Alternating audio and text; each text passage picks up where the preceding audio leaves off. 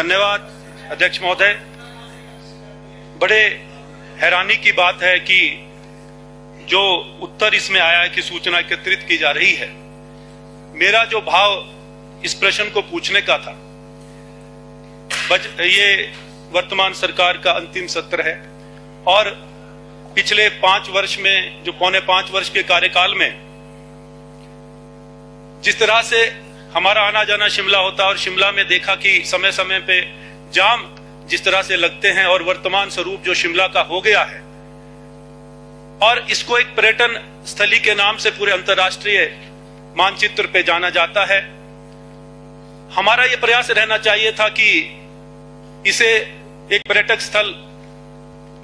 के रूप में विकसित करते, लेकिन एक कार्यस्थली बन गई है और समय समय पे आज, क्योंकि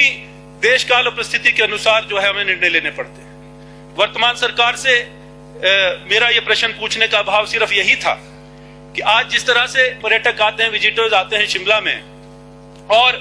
एक घंटा पौना घंटा उनको जाम में फंसना पड़ता है, उस आज जरूरत थी कि जो यहाँ पर ऑफिसेज है उनको शिफ्ट किया जाता साथ लगते विधानसभा क्षेत्र में, ताकि साथ लगते विधानसभा क्षेत्र में अर्की विधानसभा क्षेत्र जो साथ लगता है, मैं वहां के इंटरेस्ट की भी बात कहूंगा कि कुछ कार्यालय वहां स्थानांतरित किए जाएं ताकि वहां की भी आर्थिक बड़े विकास हो और यहाँ का जो प्रेशर, स्ट्रक्चरल प्रेशर जो बढ़ रहा है,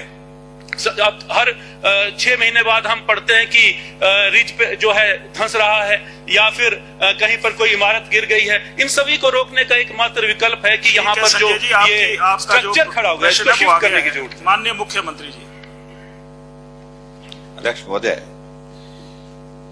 मंशा जाहिर हुई है माननीय सदस्य की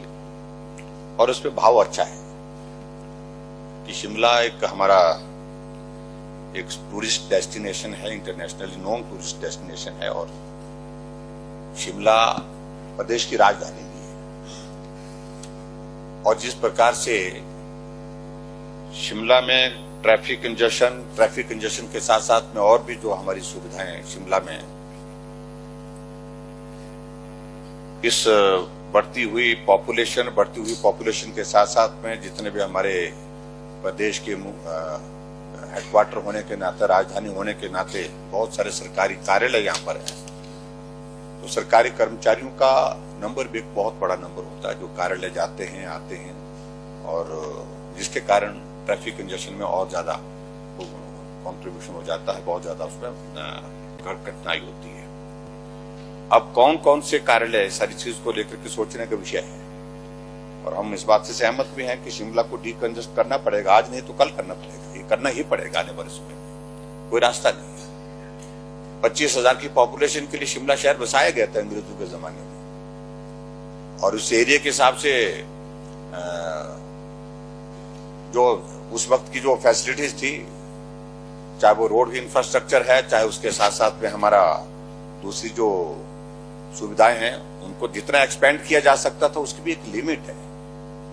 और अब स्मार्ट सिटी के अंतर्गत, शिमला के अंतर्गत जो सड़कों के चौड़ा करने का काम और उसके साथ और भी चीजों को बेहतर करने की दृष्टि से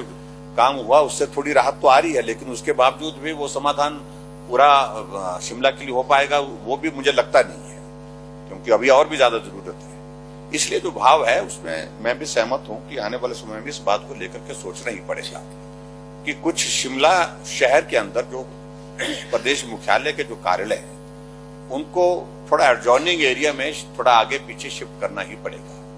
ताकि वहां पर प्रॉपर पार्किंग की सुविधा हो सके और शिमला शहर से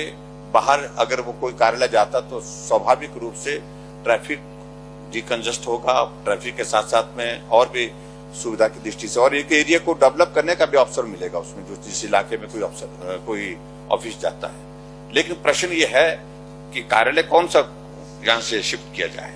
ये सरल काम नहीं, ये थोड़ा कठिन होता है। जब कोई शिफ्टिंग की बात आती है तो एक सेंटीमेंट आ जाता है कि भाई शिमला का दफ्तर उठा दिया, तो इन सारी चीजों को लेकर के पहले कुछ कदम उठाए गए थे उस वक्त, जैसे एजुकेशन बोर्ड धर्मशाला हो गया,